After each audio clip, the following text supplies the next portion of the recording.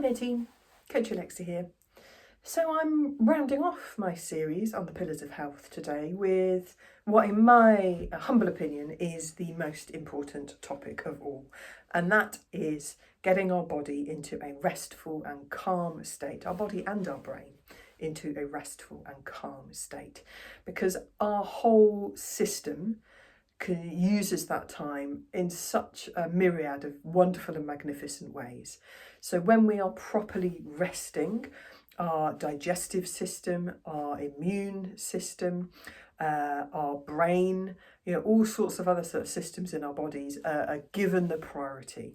When we're busy in go mode all day, and that might mean work and home life and running around after people and training, going to the gym, going for a run, all of those systems are kind of deprioritized a little bit while our brain gets on with all of the other stuff and our bodies. So we do need to make sure that we have some real prioritization around calm rest time each day in order to allow our body to do all of that other important stuff you've been asking it to deprioritize all the rest of the time.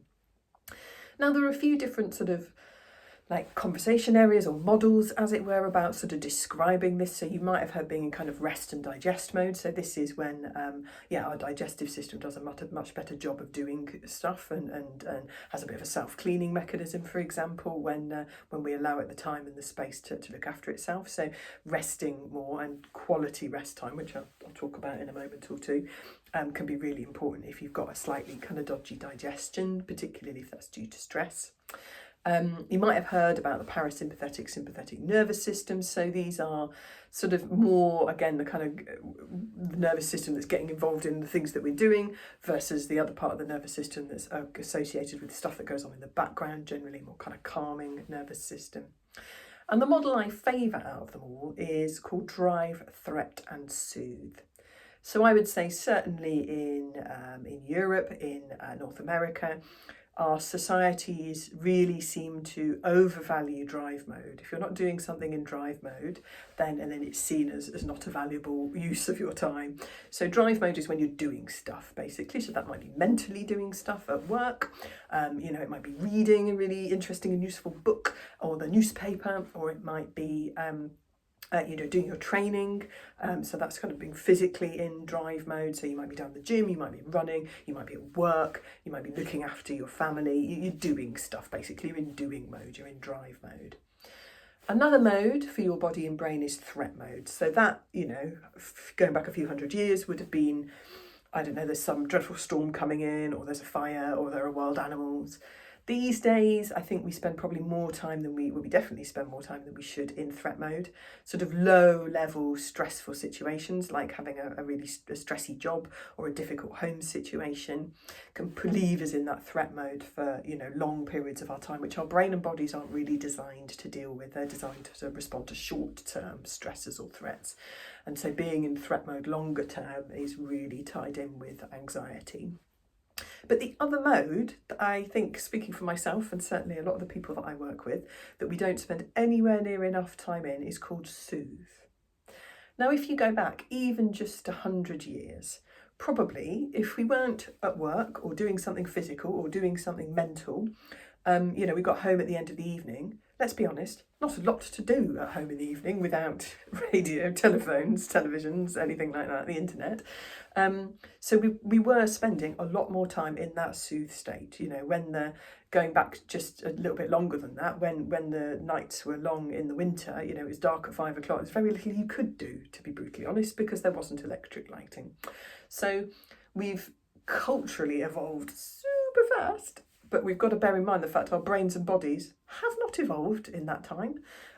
So we're actually really challenging them by giving them quite so much to do all of the time.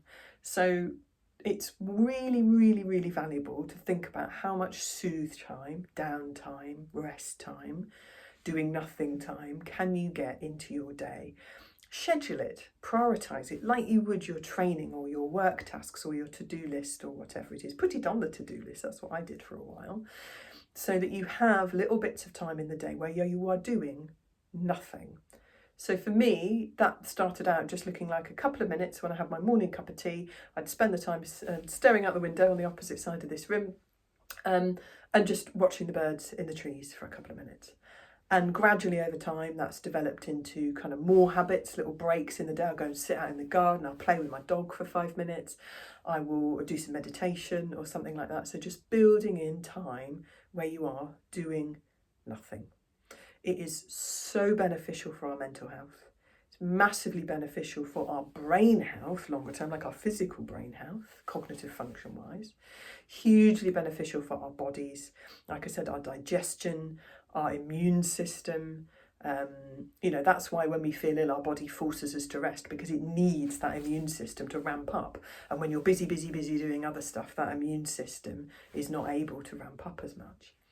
So have a little bit of a think about little areas of the day where you could get, even if it's just a minute or two here and there to start with, of doing nothing time in. So you're not scrolling on your phone, you're not reading a book, you're not listening to a podcast. Body and brain are doing nothing. And you'll find that actually the brain will fill the space. So that's why I quite like picking out things that I can look at, I can watch, out the window, not on the television or on the phone, listen to, or maybe smell. So there's something that's kind of my body can get in tune with without my brain going and off like a little enthusiastic puppy. Now, I'm more than aware that this is easier said than done for almost all of us, isn't it, really? Work, life, responsibilities, stressors, all that sort of stuff. But kind of all the more reason to just carve out a little bit of time for you each day to do nothing. It will have huge impacts on your stress levels, on your mental health, your physical health, and your running. Do go back in my YouTube channel or social media. I did a little bit of a series on meditation and mindfulness, because that is a great way to get yourself into soothe mode and give your body and brain the time and space to sort itself out, be doing nothing. Hugely beneficial, as I say. And the other one linked into this that I know I've talked a lot about as well, but I'll just kind of pop in because there's a bit of an overlap, is sleep.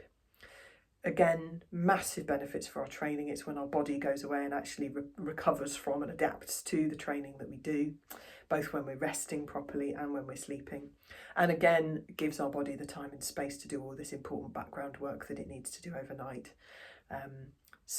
That's another part of keeping the balance of being in go mode, sort of either threat or drive, hopefully more drive, and soothe mode. And then alongside that, underpinning it all, is a decent amount of time and quality of sleep for you. So it's a slightly longer video today, but I think a topic worthy of a little bit more time. Hope that's useful.